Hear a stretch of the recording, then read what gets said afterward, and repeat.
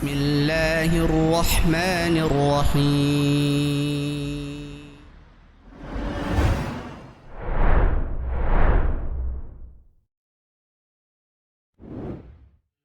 كافها يا عين صاد ذكر رحمة ربك عبده زكريا إذ نادى ربه نداء خفيا قال رب إني وهن العظم مني واشتعل الرأس شيبا ولم أكن بدعائك رب شقيا. Bismillahirrahmanirrahim. Assalamualaikum warahmatullahi wabarakatuh. Waalaikumsalam. Alhamdulillahirabbil alamin wa bihi nasta'in ala umurid dunya waddin. Wassalatu wassalamu ala asyrafil anbiya'i wal mursalin nabiyina Muhammad wa ala alihi wa sahbihi ajmain. Amma ba'du. Para pemirsa Al-Furqan TV yang semoga dirahmati oleh Allah SWT dimanapun berada, alhamdulillah jumpa lagi dengan kami kru Al-Furqan TV yang alhamdulillah di kesempatan kali ini kita masih dalam program Jejak Alumni. Kita sekarang lagi singgah ziarah di salah satu ma'had alumni Ma'had Al-Furqan Al-Islami, yaitu Ma'had As-Sunnah Pasuruan yang diasuh oleh Ustadzuna Muhammad Ali Abu Ibrahim. Masya Allah, beliau ini sudah alumni Al-Furqan sekitar tahun 94 sampai 96 ya Ustaz ya? Ya, kira-kira kira-kira seperti itu. Atau 97 selesai itu kira-kira. Ya, perkiraan seperti itulah ya. Taib, Ustaz, antum kan pernah belajar di Al-Furqan. Mungkin bisa berbagi cerita dulu awalnya pertama kali mondok Al-Furqan itu ceritanya gimana Ustaz? Ya, sama kenalnya dari mana, terus motivasi apa yang membuat akhirnya antum memilih Pondok Al-Furqan? Silakan Ustaz. Ya. Bismillahirrahmanirrahim. Alhamdulillah wassalatu wassalamu ala Rasulillah. Amma ba'd. Alhamdulillah jazakumullah khairan atas kehadiran Al-Ustadz Al-Fadhil Abu Ubaidah hafizahullah taala dan kru Al-Furqan TV yang diberikan kemudahan oleh Allah sehingga berkunjung ke ma'had kita yang sangat sederhana ini. Dan salawat salam serta salam kepada Nabi Muhammad, semoga dengan bantuan dan keringanan serta kemudahan dari Allah sehingga acara kita ini semuanya lancar. Adapun berbicara tentang bagaimana mengenal Al-Furqan dulu, maka agak ditarik ke depan karena tidak bisa kita langsung masuk ke Al-Furqan karena awal-awalnya adalah kami sekolah umum ya sampai SD, SMP, kemudian lulus SMP, orang tua sakit sehingga bermaksud ingin supaya bisa meringankan beban keluarga, maka kami masuk ke STM, Sekolah Teknologi Menengah Negeri di Probolinggo dengan harapan lulus bisa bekerja. Nah, setelah selesai lulus STM itu bekerja betul alhamdulillah. Tidak di bidangnya tapi masih ada kaitannya dengan sekolah STM. Kemudian di tengah pekerjaan dapat 4 bulan qadarullah bos yang memiliki pekerjaan ini mengalami kendala yaitu bangkrut sehingga alhamdulillah kemudian Allah mengizinkan kami tidak bisa melanjutkan pekerjaan, barulah kemudian mulai ke masjid, kemudian bertemu dengan pengajian-pengajian di masjid. Kemudian disarankan oleh saudara ipar untuk belajar bahasa Arab karena mulai tertarik dengan pengajian. Kemudian disarankan saat itu ada kursus bahasa Arab gratis di Bangkalan Madura yang diadakan oleh Bapak Dr. Syafi'i dulu. Oh ya, Pondok Tahfidz itu ya? Betul. Belum pondok dulu, hanya Bangkalan kursusan saja. Bangkalan, ya, Bangkalan Madura. Ya, saya pernah ke sana juga itu. Oh, Masya Allah. Nah, disitulah ketemu dengan para santri dari Al-Furqan. Mereka sudah pintar-pintar belajar bahasa Arab lancar, sedangkan kami dari nol mesti tidak bisa-bisa. Disarankanlah saat itu, saya ingat betul, ada seorang yang luar biasa, yaitu sekarang menjadi Ustadz, yaitu Ustadz Ahmad Izzah Abu Hammam. Beliau mensarankan untuk ke Al-Furqan ikut daurah bahasa Arab sebulan. Masya Allah, Ustadz Abu Hammam Ahmad Izzah Lampung. Lampung. Oh iya, iya, iya. Beliaulah yang pertama kali mengenalkan nama Al-Furqan itu. Iya. Kemudian berangkatlah ke Al-Furqan dan saat itulah kita mendapati kursus bahasa Arab sebulan penuh. Dulu sebulan penuh, bukan 25 hari, sebulan penuh. Iya, iya. Kemudian disitulah kami baru mengenal bahasa Arab, sedikit demi sedikit meskipun agak tertatih-tatih karena dari umum. Kemudian selesai bahasa Arab sebulan penuh, kemudian kami ada panggilan kerja, kemudian sudah kami abaikan pekerjaan itu, saya datang kepada orang tua, minta izin supaya diberi kesempatan untuk belajar agama walaupun hanya setahun saja. Kemudian dapat restu orang tua, bapak masih sakit, biaya seadanya dari kakak laki-laki yang bekerja saat itu, kemudian berangkat ke Al-Furqan, dan alhamdulillah saat itu bisa masuk ke Ali 1, karena dulu tidak seperti sekarang ya. Dulu agak mudah masuknya kita. Yang penting kita ini berusaha keras, kemudian bisa mengejar, maka diterima. Masuk Ali 1, kemudian disitulah kita mulai belajar. Dan pertama kali sebenarnya kami tidak ada keinginan mondok, tapi ketika belajar bahasa Arab itu, ketika yang mengisi Ustadz Aunur Rafiq, disitulah kami merasa bahwa kami ini betul-betul ketinggalan jauh. Kami ini tidak mengetahui agama. Bahkan saat itu kami ingat betul beliau menjelaskan tentang, yaitu kalau nggak salah itu adalah tentang pengagungan kuburan, itu dilarang, nggak boleh saat itu begitu. Nah saat itulah tertarik.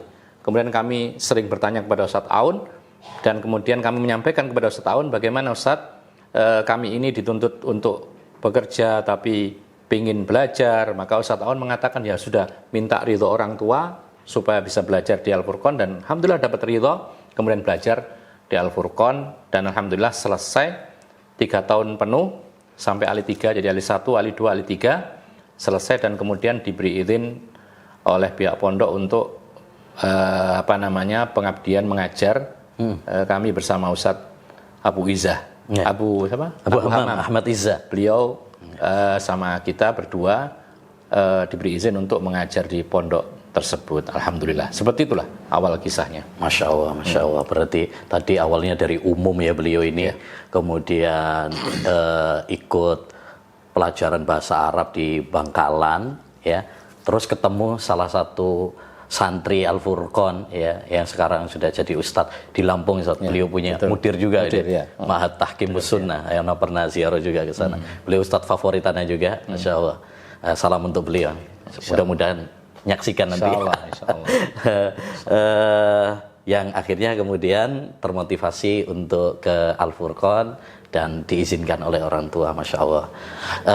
Ustadz, berapa tahun Ustadz di Al-Furqan dulu? 3 tahun penuh. 3 tahun ya belajarnya ya. Iya. Di masa 3 tahun itu kan pasti banyak cerita ya, lumayan kan 3 tahun itu kan cukup lama juga.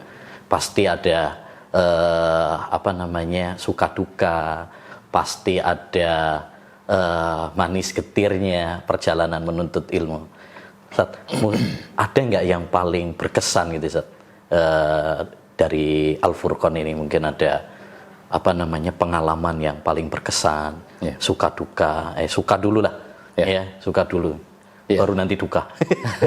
Jadi kalau kesan dan pesan, kalau kesan itu terlalu banyak. Kalau di Al-Furqan itu kalau nggak punya kesan berarti nggak ada keinginan untuk belajar gitu loh. Jadi kalau dibicarakan kesan terlalu banyak, dari masalah cara belajarnya, dari masalah ustadz-ustadznya, dari masalah tempat fasilitasnya, ini semuanya punya kesan. Dan yang paling berkesan adalah, ya terus terang kami sendiri mendapati para ustadz yang ikhlas, Allah hasibuhu. Mudah-mudahan ini benar ya. Dan itu kelihatan dari bagaimana mereka itu ketulusan mengajari kami itu luar biasa. Masya Allah. Terutama adalah Ustadz Aunur Rafiq. Dulu 3 tahun itu kita diajari tiap hari oleh Ustadz Aunur Rafiq, karena dulu masih sedikit santrinya, mungkin 40 sampai 50 orang. Jadi setiap hari ada kesempatan diajari Ustadz Aunur Rafiq, kecuali hari-hari Ahad mungkin beliau keluar, tapi selain itu beliau mengajar setiap hari. Dulu itu kan semuanya diurus sama beliau semua sendiri. Diurus beliau. Jadi dia turun tangan langsung. Kemudian yang paling berkesan adalah saya harus menyebut nama ini karena beliau adalah orang yang sangat-sangat berjasa. Ustadz Aun Rafiq ini tidak hanya mengajar, tapi mendidik kita menjadi pengajar juga. Masya Allah. Jadi beliau harus atau mengharuskan kita ini bisa menyampaikan. Artinya apa? Kita merasa tidak bisa menyampaikan, langsung dikasih tugas. Kamu ajar ini, kamu ke sana, kamu ceramah di sana, kamu khutbah. Dan saya ingat betul bahwa pertama kali khutbah, dan itu pun kita lakukan dengan gemetaran, ya, itu menggantikan jadwal beliau di masjid kampung Di saat masjid itu. kampung, di Dan itu luar Al-Furqan biasa. kampung itu Al-Furqan saja. kampung. Iya, iya. Beliau langsung saja menunjuk, kamu nanti khutbah ya, gitu. Nggak pakai basa-basi beliau, kamu khutbah Langsung nanti di sana. tembak. Langsung begitu. Nggak ada pertanyaan siap nggak ada. Dan mungkin dia melihat kalau kita berusaha pasti mampu kan gitu. Iya. Kemudian ustadz yang lain atau teman kita yang lain, kamu nanti karena ini sudah dapat jadwal ini, kamu yang pengajian umum di sana, begitu beliau. Padahal kita ini masih santri. Dan sempat dulu juga pernah tiba-tiba disuruh kita berdua dengan teman yang lain langsung ke Semarang. Langsung ke Semarang, kita belum pernah safar sejauh itu kita. Iya. Langsung ditunjuk ke Semarang, ini tempatnya nanti di terminal jemput, yang jemput nanti ikhwan pakai peci putih, begitu. Belum kenal, belum apa, langsung di sana membahas kitab yang beliau bahas setiap hari, sehari-hari di situ. Suruh neruskan. Begitu. Nah, otomatis kalau seperti itu kita pasti betul-betul kebingungan dan harus mau tidak mau harus persiapan. Ini ternyata luar biasa cara beliau mendidik generasi supaya bisa menjadi pendidik juga. Dan dalam hal ini kita katakan itulah yang paling berkesan dari kalangan ustadz yang ada, dan itu ditiru oleh ustadz-ustadz yang lain termasuk Ustadzuna Abu Beda, itu nampaknya juga ada titisannya seperti itu. Jadi luar biasa juga beliau. Suka nembak. Suka begitu. Suka nembak Dan supaya. kalau kita mau sebutkan ustadz-ustadz yang lain banyak sekali ya, termasuk Ustadz Abid Radhi rahimahullah, Ustadz Abdul Wahid, Abdul Hamid Mas'ud, Ustadz termasuk Ustadz kita Ustadz Abdul Wahid, Bu Azam juga, ya Bu Azam, Ustadz Alimun Fakin, Ustadz Anwari Ahmad, luar biasa beliau kalau mengajar itu mengajar lain dengan yang lain. Beliau kalau mengajar sangat-sangat detil. Itu beliau, ciri khasnya. Ya, kalau yang lain punya ciri khas sendiri. Tapi Ustadz Anwari begitu. Kemudian ada lagi Ustadz Abdurrahman Buton. Beliau kalau mengajar semangat luar biasa. Meskipun 1-2 orang, dia tidak akan mikir berapapun orang yang diajar. Itu beliau. Dan secara umum, masya Allah, jazahumullah khairan. Kami tidak bisa menyebutkan semua ustadz yang pernah berjasa untuk kami semua, dan kami sampaikan sekali lagi jazakumullah khairan. Masya Allah, Masya Allah. Masya Allah, itulah tadi tentang kesan terhadap para asatid, ya mudah-mudahan ya mereka dibalas oleh Allah SWT. Itu tadi yang suka apa yang duka tadi? Itu yang suka ya, termasuk yang suka ya, yang bagus. Kalau yang duka gitu, sepertinya kalau orang-orang banyak menceritakan dukanya di sana, kami tidak merasa. Terus terang saja. Padahal kalau saya sempat ceritakan kepada ibu saya, ibu saya itu merasa kasihan. Ya Allah. Tapi ketika kita di sana menikmati. Kayak apa? Airnya asin. Betul, air asin. Banyak nyamuk. Cuaca panasnya luar biasa. Betul. Jadi kipas ini tidak bisa diem di sana. Habis mandi kita langsung keringatan. Itu di sana ciri khasnya begitu. Liket.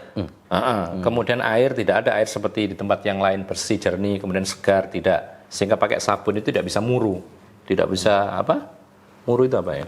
Berbusa. Tidak bisa berbusa gitu loh. Karena airnya memang seperti itu, agak asin. Apalagi kalau di Pasuruan kan airnya seger gitu ya. Betul. Pindah ke sana. Terus untuk air minum kita harus ngambil ke Telaga Rambit Telaga namanya. Rambit. Masih ada. Sampai sekarang masih ada. Masih dipakai. Minum. Tapi enggak. Sudah enggak. Sekarang Masya Allah, para santri sekarang harus banyak bersyukur. Kita dulu kalau ngambil air itu ke telaga. Dan kita dorong sendiri. Dorong sendiri piket. Ngambilnya pun harus pilih-pilih. Dipinggirkan dulu yang kotor baru diambil. Kalau sekarang air galon Ustaz, air sulah. Masya Allah, nikmat. Masya Allah. Iya. Kemudian juga kami juga sendiri merasakan yang dirasakan oleh sebagian teman-teman yang biaya yang kurang, yaitu merasakan narik kendaraan yang roda 3 itu. Beca. Ya. Oh, kerja juga, sempat kerja. Sempat juga. Dua hal itu, narik itu dan dorong gerobak. Kita pernah lakukan untuk tambah-tambahan biaya jajan sehari-hari.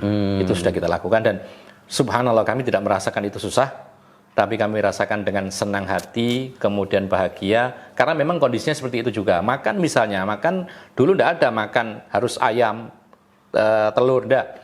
Kita kalau makan dulu masih masak sendiri-sendiri, kelompok 2-3 orang. Iya. Nah, bagaimana cara kita makan? Ya belanja, paling beras, kemudian sayurnya tinggal nyari ke telaga untuk ngambil kangkung, ya. Kalau pengen lebih enak sedikit ya beli telur begitu. Jadi seperti itulah sehari-hari kita nikmati. Satu lagi yang mungkin tidak ada di pondok-pondok yang lain, dulu zaman kita masih belum ada asrama. Terus bagaimana kita tidur kita di kelas. Jadi Ustadz Aun itu menyediakan di kelas itu meja yang besar. Mungkin antum masih ingat ya. Ada meja besar seukuran badan kita. Sehingga untuk belajar di situ, untuk tidur di situ. Nah, bangkunya pun juga panjang, sehingga kalau tidak mendapatkan meja yang lebar, mungkin lebarnya 80 cm gitu, maka dia dapat bangku yang panjang, itu bisa untuk tidur, yang lebarnya cuma 25 cm. Dan kita bisa tidur di situ sampai subuh atau sebelum subuh kita bangun, itu nikmat rasanya. Karena seperjuangan semua demikian. Nah, ini menunjukkan bahwa begitulah nikmat Allah.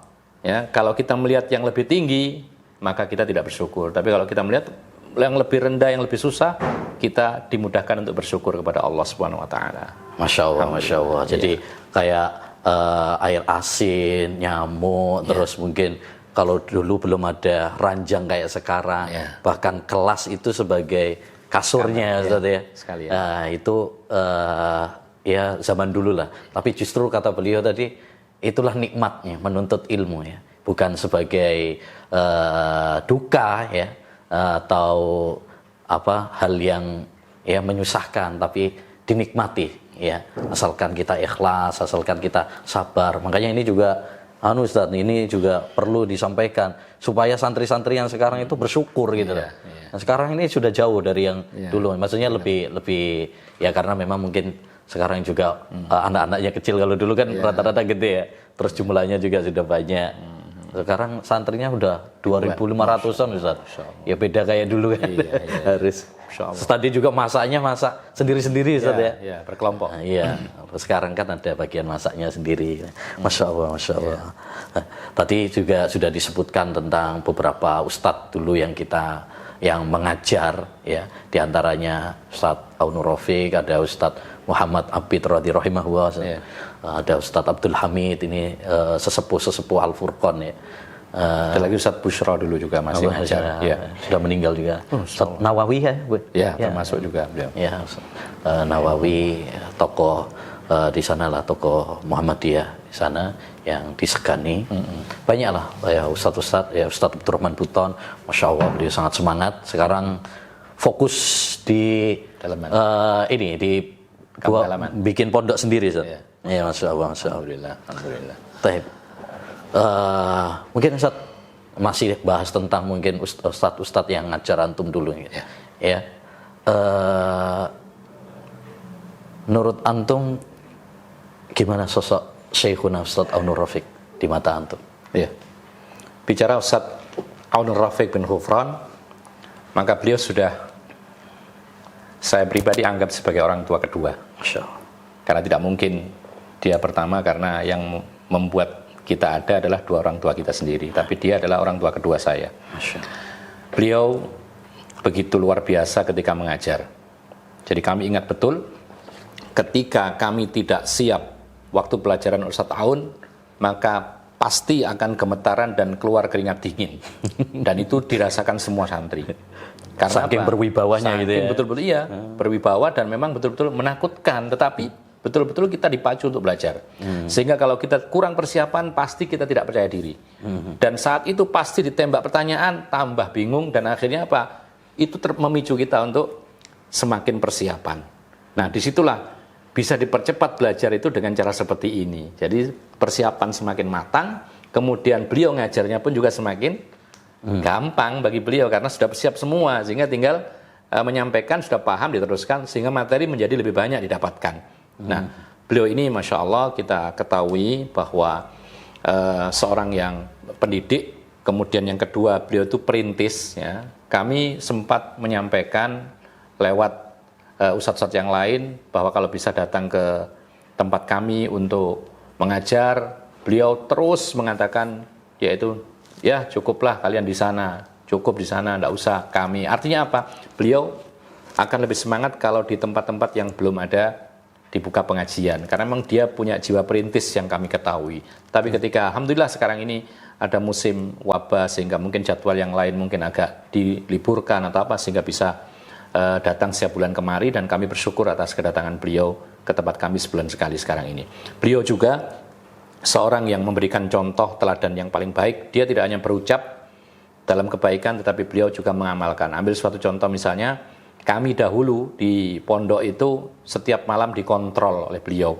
Sekarang kan enggak mungkin ya. Barangkali masing-masing kesibukannya beda-beda. Yeah.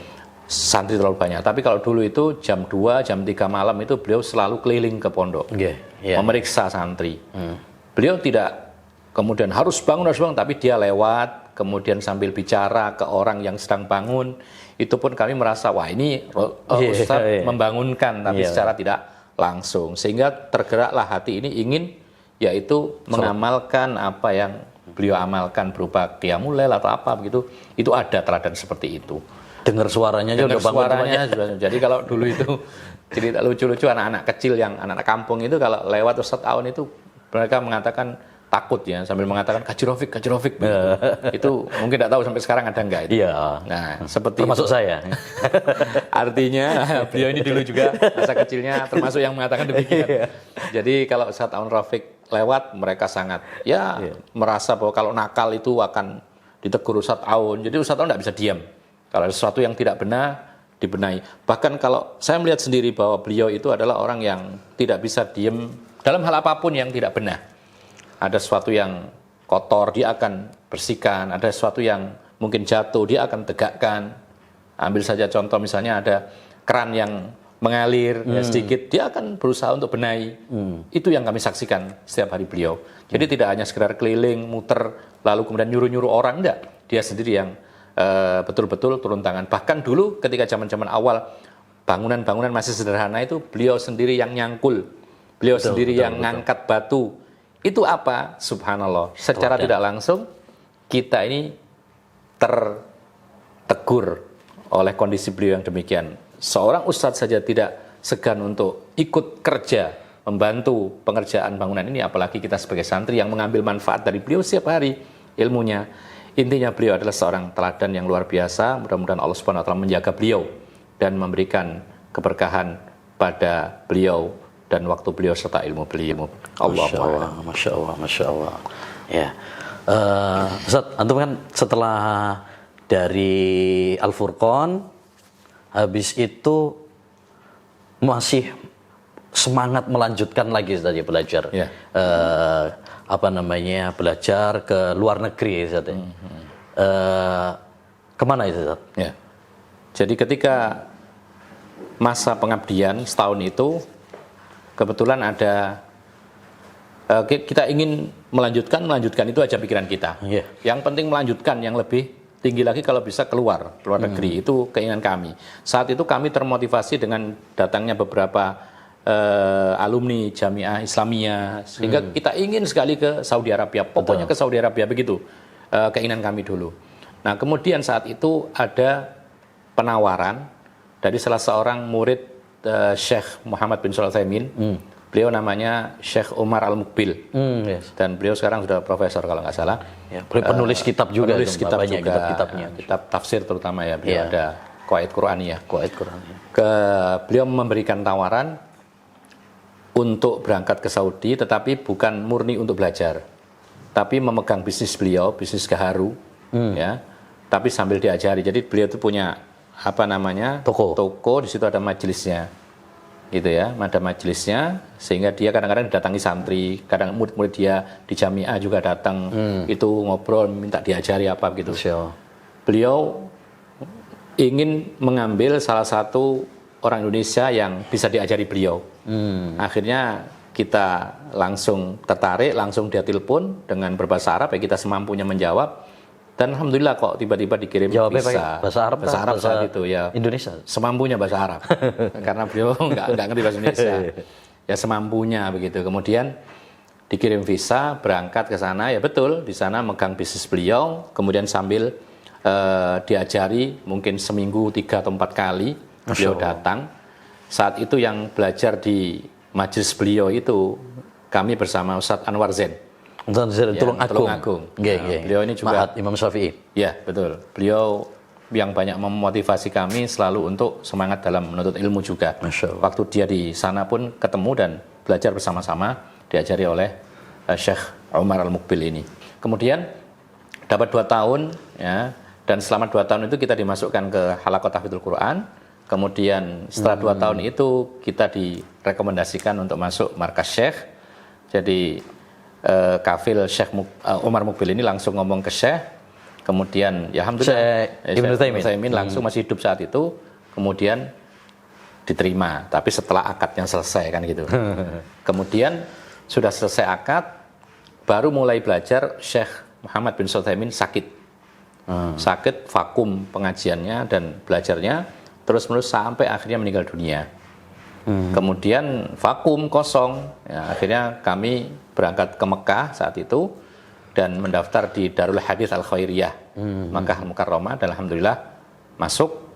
Kemudian sempat belajar dapat beberapa bulan, lebih dari 1 semester pokoknya. Ternyata ditelepon lagi di markasnya Syekh dibuka kembali.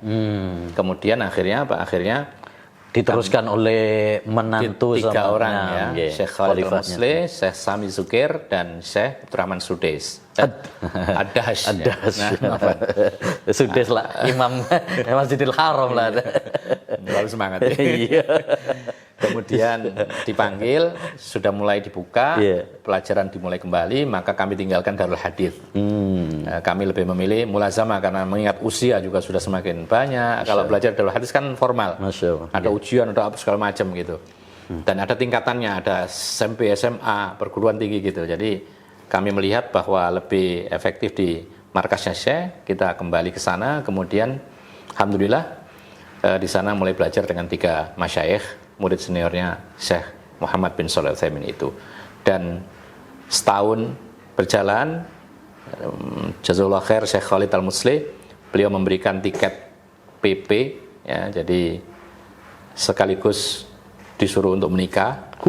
Kemudian dibiayain sama beliau. Ya, kemudian beliau juga mengatakan bawa keluarga ke sini gitu. Oh, Masya Allah. Alhamdulillah kami pulang, kemudian datang ke Ustadz Aun Rafiq ternyata sudah menebak. Kemudian akhirnya ada proses-proses, kemudian jadilah menikah, kemudian dibawa, kemudian di sana bersama keluarga 3 tahun, sehingga lahir 1 anak namanya Ibrahim, menjadi gelarannya Abu Ibrahim. Akhirnya kami kemudian total di markasnya Syekh berarti 4 tahun penuh, 1 tahun sendiri, kemudian 3 tahun bersama keluarga, kemudian pulang karena awalnya itu diminta oleh ayah sendiri sudah sakit parah saat itu, minta pulang, kemudian kami pulang. Nah, kemudian ketika pulang, ya memang betul-betul sakit gitu ya, sehingga harus dijenguk setiap saat, meskipun setelah itu masih pulang pergi ke Al-Furqan dulu itu. Oh ya, walau masih sambil ngajar. Ya, ngajar, tapi setiap pekan sekali pulang. Begitu berjalan beberapa tahun, kemudian akhirnya minta izin kepada pihak Al-Furqan untuk menetap di Pasuruan, dan alhamdulillah kita dari sejak itulah sampai sekarang sudah domisili di kota Pasuruan ini, di tempat kelahiran kami. Alhamdulillah. Ya. Ana masih dapat itu, antum masih di sana pas awal ke sana. Mungkin setahun kayaknya. Iya. Ya, sebelum antum pulang. Yang lama itu setahun, yang 5 hari di sana setahun. Insyaallah. Iya. Ya. Nah, jadi kemudian dikurangi begitu akhirnya dilepas. Enggak, maksudnya Anda mendapati antum pas masih di markas Syekh tuh. Oh ya, setahun kayaknya. Oh iya. Anda baru datang itu kan 2004 tuh. Berarti antum pulangnya 2005-an ya kayaknya. 2005 ya. 2005. Anda masih mendapati. Dapat setahun antum datang. Tinggal setahun antum datang. Nah, sama Ustadz Aun Sofi. Kesan Ana yang paling enak itu kalau diundang antum makan. Soalnya kalau pas di sana awal-awal kan awal-awal itu Syekh, apa cek kurang adaptasi. Pagi makan roti ya. Aduh, jam 7 udah keroncongan. Ya, kalau diundang beliau, wah, ini masakan Indonesia ini, alhamdulillah. Ya, masih mendapati beliau 1 tahun di sana di Al-Furqan juga. Sempat diajar sama beliau, Masya Allah, sama Ustadz Abu Hammam juga. Masya Allah, jazakumullah khair Ustadz. Ustaz tadi kan sudah punya pondok sekarang ya, pondok Ma'had As-Sunnah ini Ustaz ya. Cerita awalnya dirikan pondok gimana Ustaz? Maksudnya apa motivasinya kok bikin pondok ini, terus apa dia? Tujuannya apa gitu kok bikin pondok? Oh enggak Al-Furqan gitu loh. Ya sebenarnya dulu kita tidak ada rencana untuk bikin pondok. Kami pokoknya intinya pulang itu sebisa mungkin bermanfaat kan gitu. Seperti yang disampaikan tadi, khairun nasi anfa'uhum linnas, sebaik-baik manusia adalah yang paling bermanfaat untuk orang lain. Itu aja motivasi kami. Tapi ketika di akhir-akhir ayah kami sakit, beliau manggil kami. Dia mengatakan, Le, bisa nggak kamu bikin pondok begitu? Maksudnya gimana Pak gitu kan? Kalau kamu bisa ya nggak apa-apa, itu tanah sebelah itu bikin aja nggak apa-apa gitu. Oh gitu ya, ya wis gampang, nanti saya pikirkan lagi gitu. Itu pesan orang tua sebelum meninggal Ustaz? Orang tua sebelum meninggal. Kemudian ya sudah, ternyata kebetulan di Al-Furqan sudah dikurangi lagi jadwalnya, kemudian kami putuskan untuk ya sudah fokus di Pasuruan saja, sambil sedikit-sedikit buka pengajian di masjid-masjid sebelah ya, dan sempat mengalami kendala ketika pengajian itu sempat diusir juga 2 kali di sebelah sini.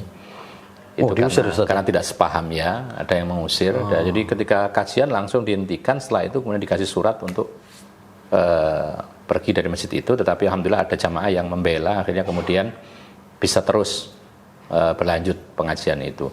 Kemudian ada dulu awal itu ada 6 santri yang ikut. Ya, ada sebagian santri itu dari Lombok atau mana begitu. Ada juga dari Al-Furqan dulu, kalau nggak salah itu namanya Abu Malik atau siapa itu dari Lombok itu. Hasbi yang sekarang di Papua kan? Hasbi setelahnya, ada sebelumnya lagi. Nah itu ikut ke sini pengen belajar sama-sama gitu. Belum punya tempat, kita kontrakkan di seberang jalan. Ada 6 orang kalau nggak salah itu.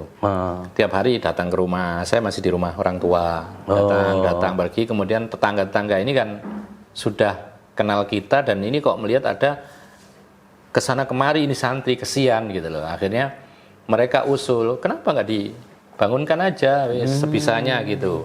Dan memang orang tua sudah ngomong ini bangun aja gitu. Kan kita nggak punya biaya untuk membangun. Akhirnya sesama jamaah yang deket-deket ini musyawarah, gimana kalau bikin asrama 1 kamar 2 kamar, mending kasihan kalau harus ngontrak riwa-riwi gitu.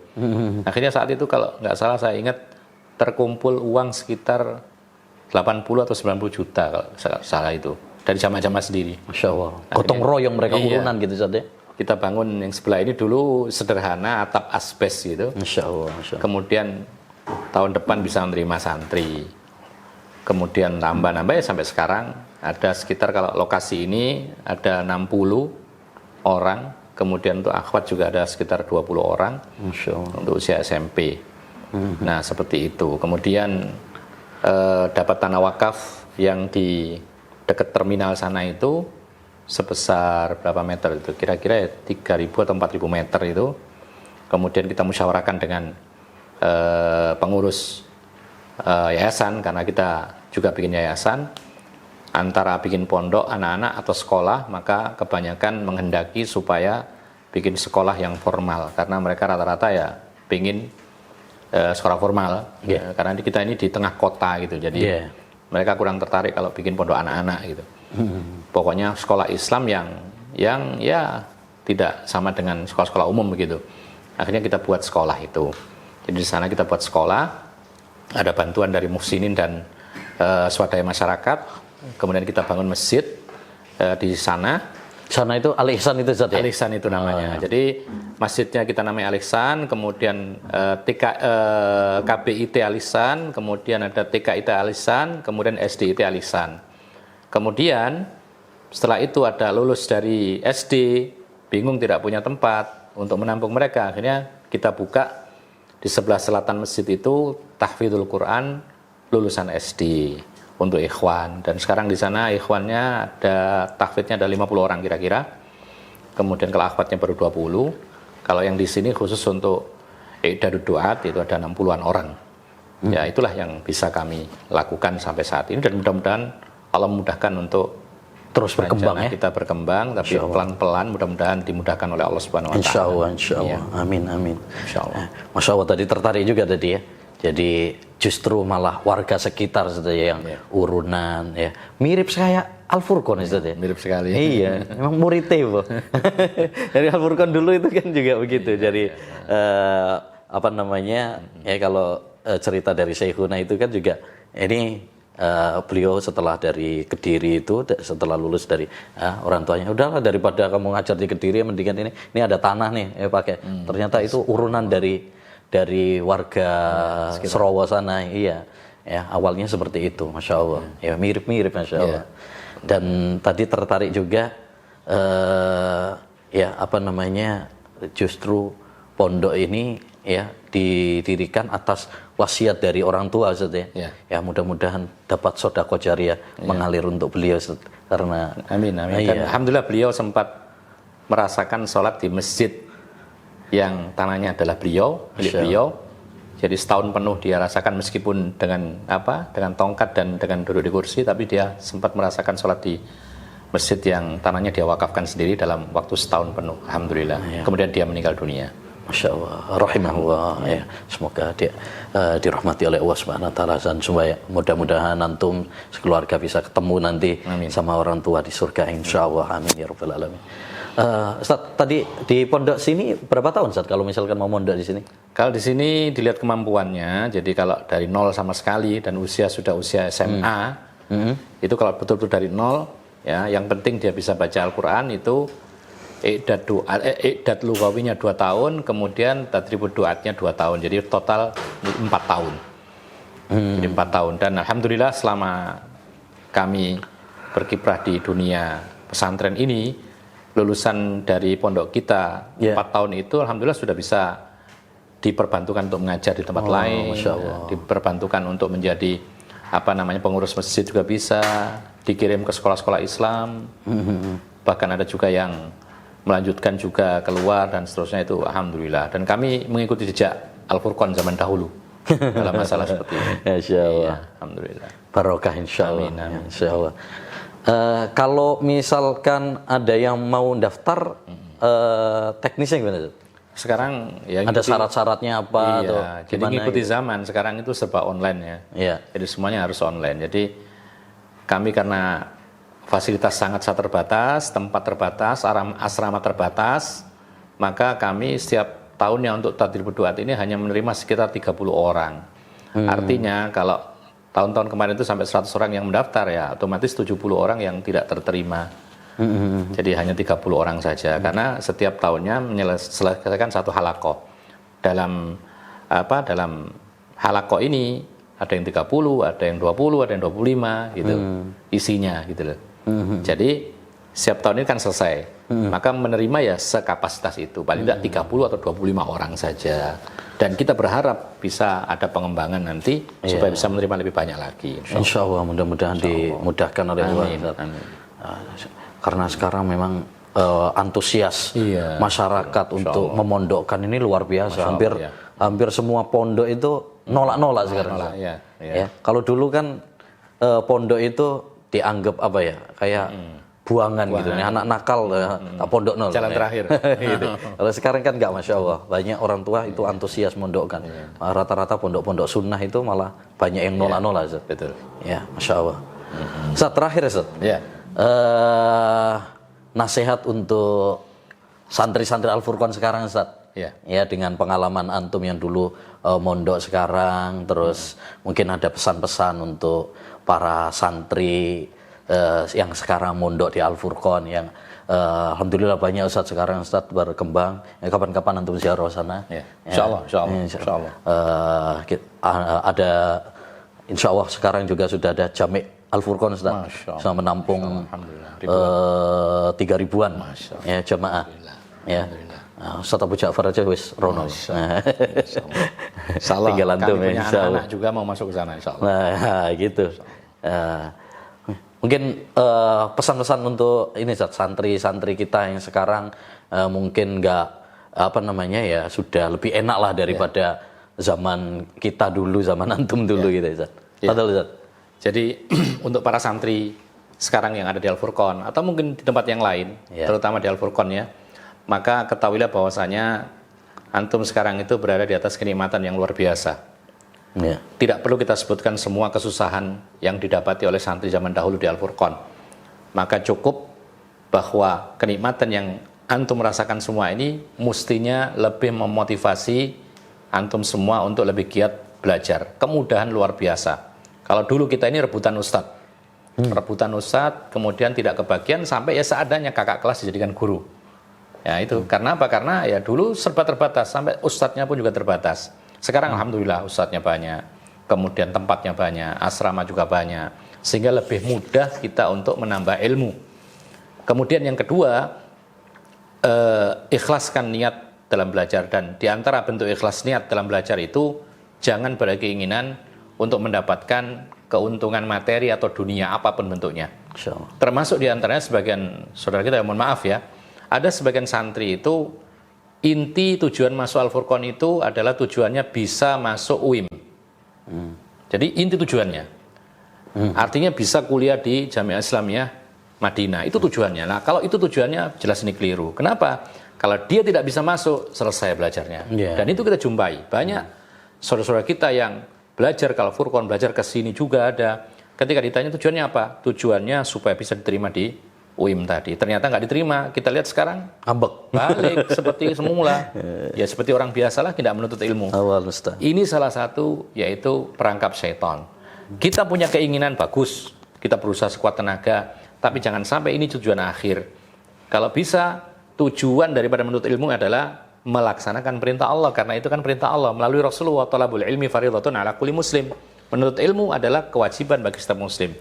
Kalau kita menuntut ilmu karena ibadah, maka insya Allah istiqomah. Dimanapun, kapanpun, fasilitas bagaimanapun, mungkin mewah atau sederhana, tetap berjalan dengan istiqomah.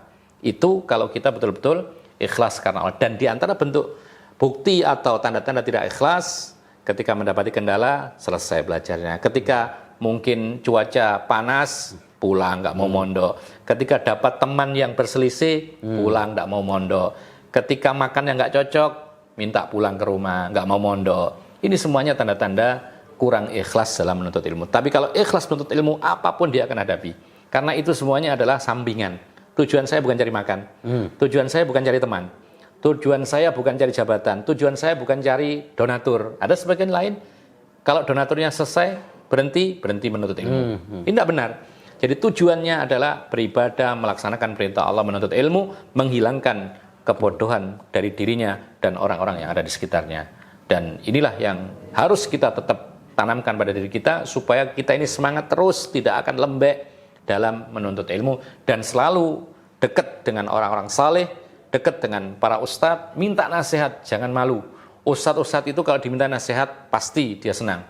Karena dia juga berbagi ilmu, dia dapat pahala.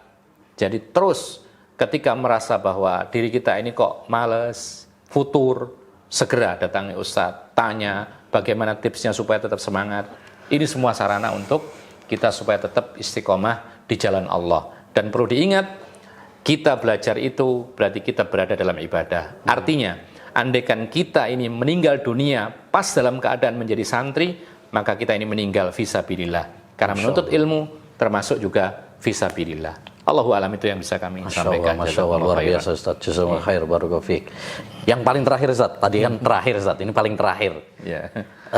Sekarang kan alhamdulillah Al-Furqan punya Al-Furqan TV Ustaz. Al-Furqan TV ya, walaupun masih seumur jagung lah, masih 2 bulanan. Mungkin terakhir Ustaz, testimoni mungkin Anda ajakan untuk para pemirsa agar nonton kajian-kajian dan program-program yang ditayangkan di Al-Furqan TV yang berisi ilmu, pendidikan, dakwah, dan inspirasi bagi setiap muslim dan muslimah. Ya, mungkin ada sepatah 2 kata Ustaz untuk para pemirsa yang sedang menyaksikan acara ini. Fadhal Ustaz. Zaman terus berubah. Teknologi semakin canggih. Tidak bisa kita hindari. Setiap orang membawa HP. Bahkan kadang orang menyebut ini adalah setan gepeng. Kenapa demikian? Karena selalu digunakan untuk perkara-perkara yang disukai setan, tidak disukai oleh Allah. Tapi jangan sampai kemudian itu terjadi pada kita. Tapi kadang-kadang HP kita ini secara tidak langsung, kita sengaja atau tidak, pasti akan muncul hal-hal yang negatif. Maka untuk mengurangi hal ini, silakan digunakan untuk hal-hal yang positif. Alhamdulillah ada Al-Furqan TV, ini sangat mengembirakan ya. Karena apa? Karena dengan klik langsung kita dapat pengajian, tidak perlu susah-susah jauh datang ke sana. Ketika ada daurah misalnya, bahkan kemarin ada daurah kabarnya, itu disiarkan langsung dari TV Al-Furqan dan kita bisa menyaksikan dari tempat yang jauh. Nah, ini adalah kesempatan yang luar biasa untuk menjadikan tadinya setan gepeng menjadi apa? Menjadi penyelamat dengan izin Allah Subhanahu wa taala dari gangguan dan rayuan setan untuk berbuat dosa. Sehingga HP kita yang isinya adalah YouTube dan lain sebagainya, itu sisihkan, sempatkan di situ ada Al-Furqan TV. Supaya apa? Supaya kadang-kadang kalau kliknya itu tidak sengaja kenanya Al-Furqan. Atau mungkin sengaja Al-Furqan tambah berpahala lagi. Sehingga apa? Sehingga media kita ini menjadi sarana untuk kebaikan, dan alhamdulillah yang mengisi luar biasa, ada Ustaz Aun, ada Ustaz yang lain yang mengisi, yang di dalamnya ada ilmu. Kita haus ilmu, maka cukup klik dan kita tonton ya. Kita di rumah, kita di kantor, kita di kendaraan, kita bisa menontonnya. Dan ini luar biasa ya, terobosan baru, dan ini perlu ditiru bagi lembaga-lembaga punya TV-TV sunnah, kajian-kajian ilmiah, Quran-Quran dan lain sebagainya. Maka tidak ada kata yang lain kecuali mari kita tonton, sehingga tidak hanya untuk tontonan tetapi menjadi tuntunan dalam kehidupan kita sehari-hari. Alhamdulillah. Masya Allah, Masya Allah. Jadi para pemirsa jangan lupa tonton selalu ya Al-Furqan TV ya, dan ikuti terus program-programnya, informasi-informasi yang bermanfaat, yang mudah-mudahan bisa menambah ilmu yang bermanfaat bagi kita, yang menambah inspirasi bagi kita untuk lebih baik lagi ya. Demikian para pemirsa Al-Furqan TV yang semoga dirahmati oleh Allah SWT dimanapun Anda berada. Sesi program Jejak Alumni ya, bersama salah satu alumni Ma'had Al-Furqan Al-Islami Gresik, Jawa Timur, yaitu Ustadzuna Muhammad Ali Abu Ibrahim Hafidhahullah Ta'ala Waro'a, pengasuh ya, perintis ya, dan mudir Ma'had As-Sunnah Pasuruan. Alamat lengkapnya? Ya, Pondok As-Sunnah Pasuruan Kota, Jalan Veteran 75B, Kota Pasuruan. Nah, jadi tengah kota ini. Ya, Masya Allah. Itu kalau barangkali orang tua ada yang ya, terutama yang sekitar-sekitar sini, Pasuruan, Probolinggo, Bangil, ya, yang pingin untuk memondokkan sesuai sunnah, bisa untuk nanti menghubungi Ustadzuna Muhammad Ali Ibrahim. Beliau salah satu alumni Ma'had Al-Furqan dan kemudian melanjutkan di Markas Syekh Ibnu Utsaimin rahimahullah ta'ala. Sangat direkomendasikan untuk menitipkan anak-anak putra-putri antum di Ma'had yang berbarokah ini. Nanti bisa menghubungi beliau di alamat tadi, atau mungkin nomor WA Ustaz, barangkali ya, cari-cari informasi. Oh iya, ya. Bolehlah insyaallah. Nanti khair insyaallah ta'ala. Demikian acara kita, program Jejak Alumni bersama Ustadz Ali Abu Ibrahim, Mudir Ma'had As-Sunnah Pasuruan. Terima kasih banyak Ustadz, berbagi kisahnya, nostalgianya, banyak faedah yang dapat kita petik tadi. Insyaallah ta'ala, bagi saya pribadi, demikian juga bagi para pemirsa semuanya, mudah-mudahan kita bisa memetik banyak hikmah dari obrolan kita ya tadi ya. Demikian kurang lebihnya, mohon maaf ya, semoga bermanfaat. Kita jumpa lagi di acara berikutnya. Wassallallahu wasallam ala nabiyina Muhammad wa ala alihi washabbihi ajmain. Assalamualaikum warahmatullahi wabarakatuh. Waalaikumsalam warahmatullahi wabarakatuh.